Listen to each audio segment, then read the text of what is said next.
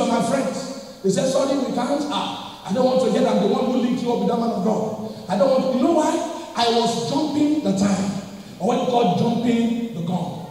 I was trying to make it come to pass when God has not decided to make it come to pass. God was preparing that man of God to meet me. If I met that man of God, then he would have become more destructive. And then after I tried and nothing happened, I made up my mind. I said, Lord, you know what? I have taught this and I will keep teaching it. That anytime you try to use the hand of flesh to bring something to pass, it will never come to pass. So I withdrew my hand, I withdrew my effort. I now came up with this philosophy. Whatever is too difficult, after prayer, fasting, and believing God, see that it come to pass, I go to bed. Why do you think Peter was sleeping in the prison? The man, he got tired of praying. He just went to bed. The day before they were killing, he was sleeping. Some of us who have been able to sleep. Not because of prayer, but because of fear. The man slept. You know why? Because Jesus told him before he left. Jesus said, you will grow up so old that you will need a boy to be taking you to work. So he looked at himself. I'm not old yet.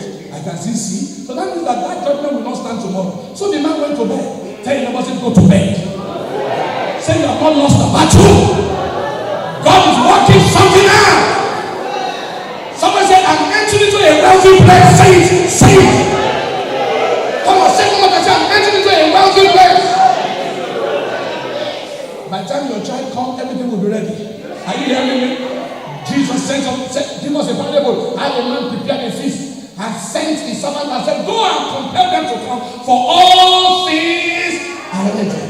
Listen to me, by the time this church comes into its fullness, there are still people that need to join. There are still people that need to occupy some positions. There are still some people that we are waiting for.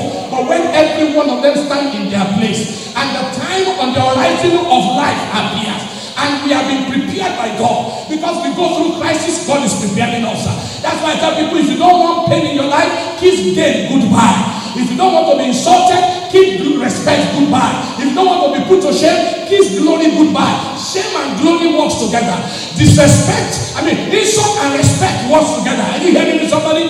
Going defeat and success work together. If you see any man whose success will lie, ask them from their story. You will be amazed how they failed. How many times they were defeated, but they kept getting up. For the Bible says, many are the afflictions of the righteous, but the Lord delivered them out of it all. There is a wealthy place for me. There is a large place for me. There is a prepared place for me. If I'm talking about you right now, and you know you will get into it, look at your neighbor, give them a high five, and say, I'm entering into a wealthy place.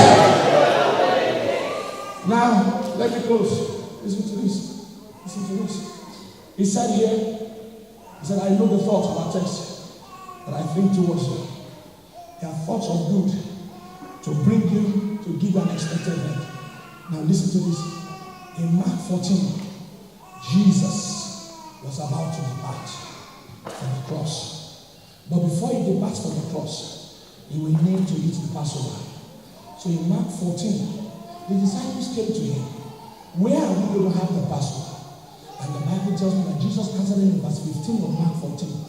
He said, go, you will meet a man. He said, for there is a place that has been prepared. Look at the two words that Jesus used to describe the place. The first word he used to describe the place is this. He said, a large place. Somebody say large. Do you know at times we find ourselves in places where you are squeezed? No, when God makes room. Are you hearing me, somebody? When God does what? Makes room. He said, for now the Lord has made room for us. We shall be fruitful in the land.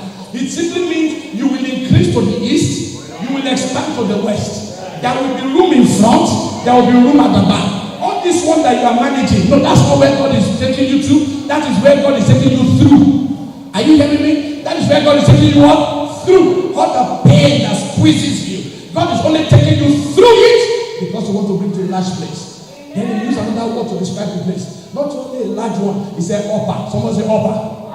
No, you missed that. Shout, he said upper. Look at them and say, I'm not going lower. You see, in this place that you are going to, you are up. Oh. The Bible did not say up, it said up. Know what upper means? That means the top on the top. Where God is taking you through, you are going to be above, not beneath. You see, all this job you get, that somebody can still decide your destiny like this. God said, I'm bringing you into a place. You will be the one that will decide people's destiny. You hire and you fire. Oh, you listen. I said you higher and you fire. So he said, not only will it be a light place, he will be an upper room. Then look at the next one that he used, furnished. I like that. Someone say furnished. Do you know when you want to rent a house, they either say furnished or unfurnished? Do you know that? Or light furnished. God said this one is what? Furnished. Furnished simply means the bread we need is there. The wine we need is there. The table we need is there. The chair we need is there. The peace that we need is also there. Are you hearing me? May God bring you to a furnished place. When the Israelites entered, listen to me, when they entered into Canaan, the houses were there. The gardens had been, the lawn had been mowed. The furniture were in the place. Everything was set.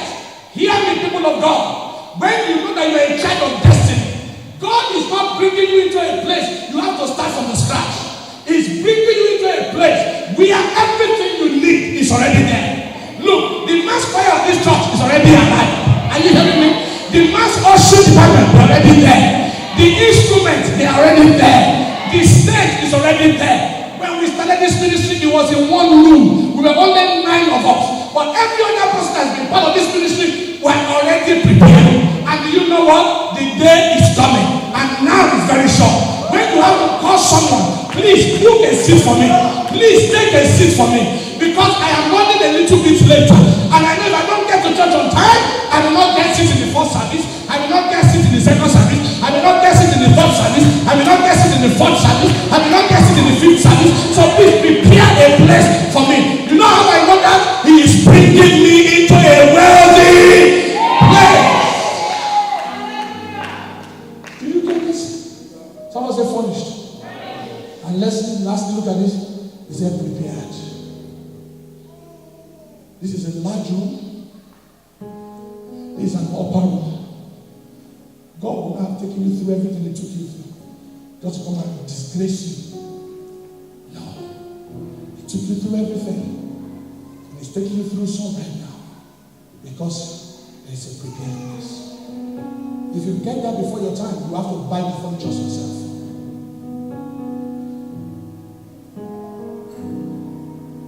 When I moved into this country some years back, I'm close with this. I moved into a particular house. That was the only house available that I could see. The only house available I could see. So I moved into the place. Things were tight. I was coming from an 8-bedroom house to what I call a 2-bedroom, 2.5-bedroom house.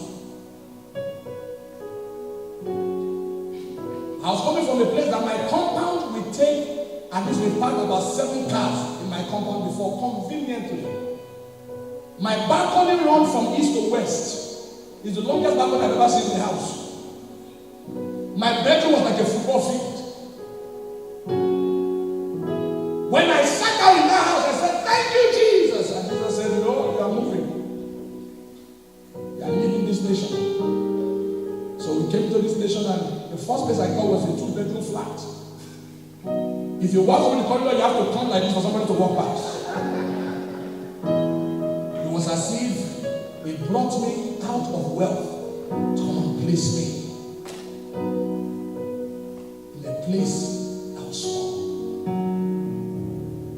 Then I moved to this other one. I call it 2.5 rooms. Because the other 2 rooms are like box rooms. No mirror in the house. No furniture. No nothing. I said, "Lord, this is not the place." One day I was sitting. We didn't know. We were clearing the house one day and we saw a place, a hole, that they used a particular plastic bag to cover. We said, "All right, we just put the plastic bag and left it open." We never knew that we just opened the door for some certain inhabitants of the house. So one day I was with a visitor talking. One of them ran through the house.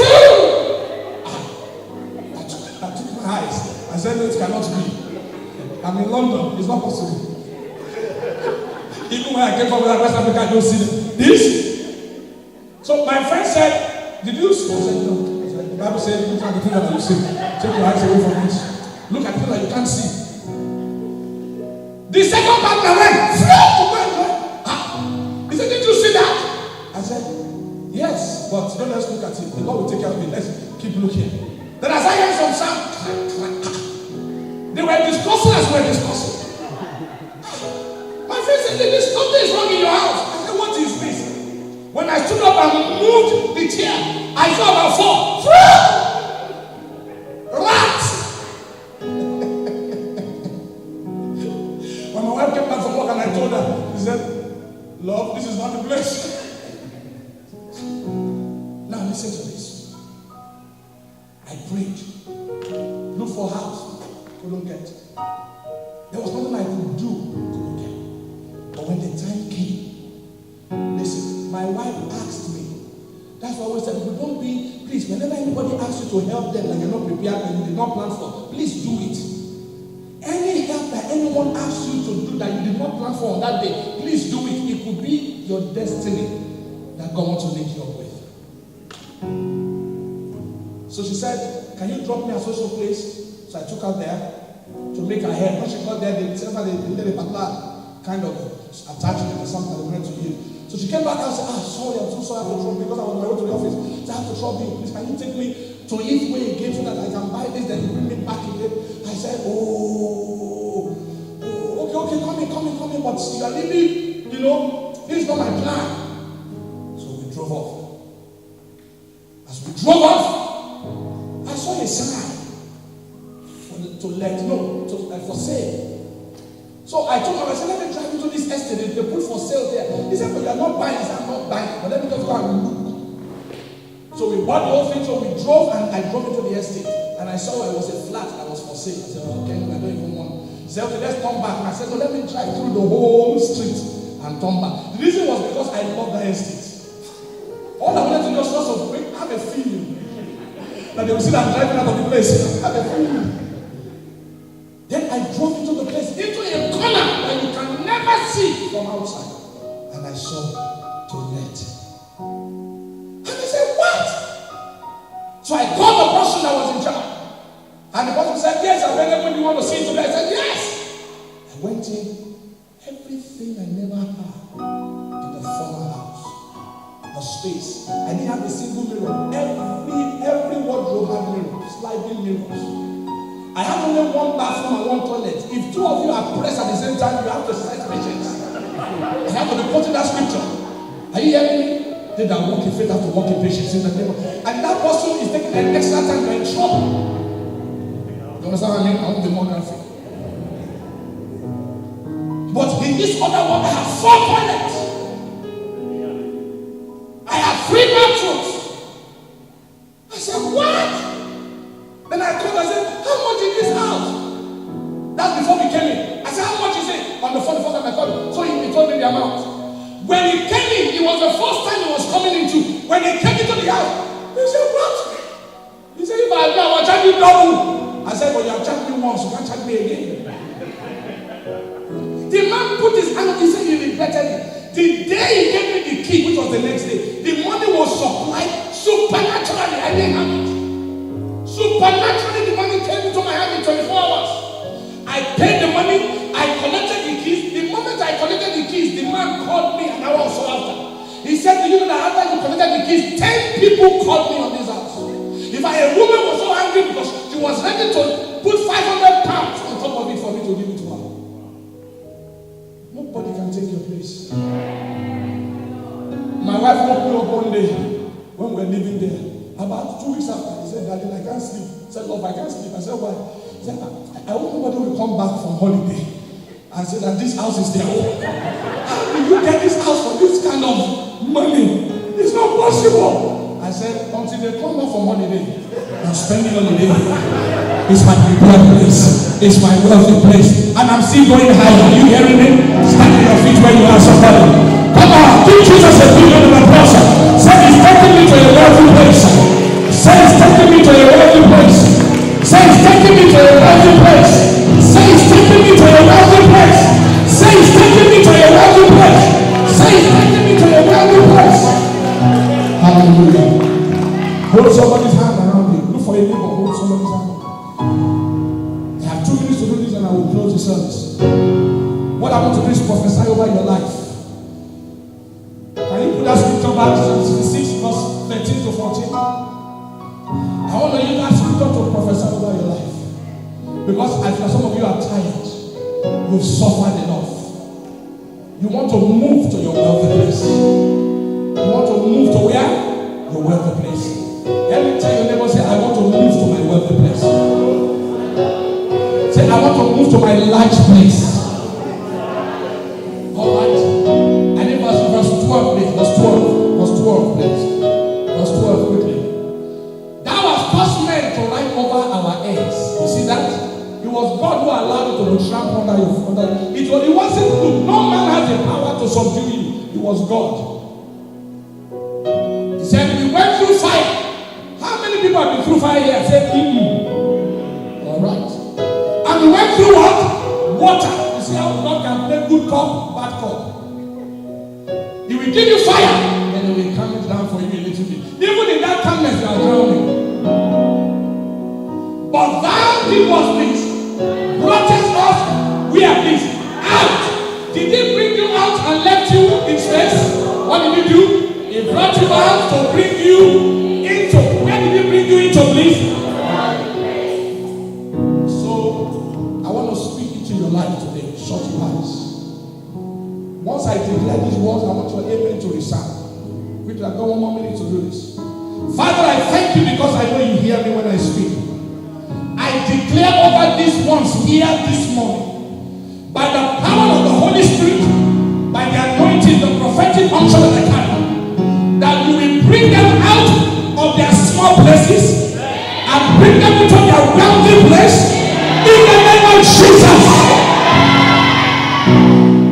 I declare, Father, the mighty hand of God that brought Joseph out of the prison and brought him into the palace should go to work on the behalf of these people and bring them out of their prisons, bring them out of their contained areas, bring them out of their lonely places, set them above other areas in the name of Jesus. I declare over you, everyone here, whatever is due for you right now in this season, may the God of heaven, the God who made the heaven and the earth, may he go to work on your behalf and cause them to be made manifest. You will not miss a destined blessing for this season. You will not miss a destined opportunity for this season. In the name of Jesus. Now lift up your two hands and begin to receive them. Say that I receive it. I receive all those prophetic words. Come and begin to pray it into your life now. Pray it in the Holy Ghost if you can. Pray it in your understanding if you can. Pray it into your life. I receive them right now. I am coming to a large place. I am coming to a wealthy place. I am coming into a large place. I am coming into a wealthy place. I am coming to a large place. I am coming to a wealthy place. I am coming to a large place. I am coming to a wealthy place. I am coming to a large place. I am coming to a wealthy place. From this day forward, no more narrowness. Yes, sir. Receive it. Pray it into your life. No more contentment. I'm coming to a wealthy place.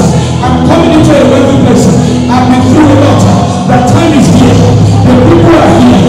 The prepared place is here. The preparation has been achieved. I'm coming to the wealthy place that is due for this season. Thank you, Jehovah. In Jesus' name we pray. Every bowed and eyes closed. Nobody looking anywhere, everyone standing. I am here this morning. I am born again.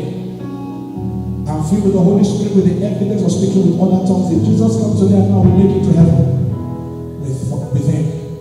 If that is true about you, raise up your right hand. If it's true about you, do not lie, do not lie, do not lie. Do not lie, do not lie. To lie means to miss your wealthy place. Every eye shut. Put down your hands. If you did not raise your hand the first time, whenever you are, I want to pray for you. I want you to put your right hand on your chest and I'll pray with you. I did not raise my hand the first time, put it on your chest, your right hand on your chest, and I'll pray with you. You are not born again yet, that's what you are saying. You want me to pray with you to be saved, to be born again. God bless you. If you are putting your right hand on your chest, I want to raise up your other hand up. God bless you over there. God bless you, my brother over there. Very high, very high. Don't be ashamed, don't be ashamed. That's what don't be ashamed for. It is a decision that will launch you to your wealthy place. If you don't take it, every blessing shall circumvent. If I were you, I would take it. Come on. Anybody else that wants to join them quickly? Thank you, Jesus. Those of you that have your hands raised up, wave it to me. Wave them to me. God bless you. Open your eyes. Do me a favor. Walk towards me. Walk towards me. Come. Come. I want to pray with you. God bless you. Face me. I wasn't going to make the altar call. It's my nothing. I will make the altar call. My follow time is up. But the Holy Spirit said, no. Make the altar call. That means there's a special plan for you. The two of you, there's something about your life that you don't have an idea of. You are great people. You are going to become great in life. That's what it means.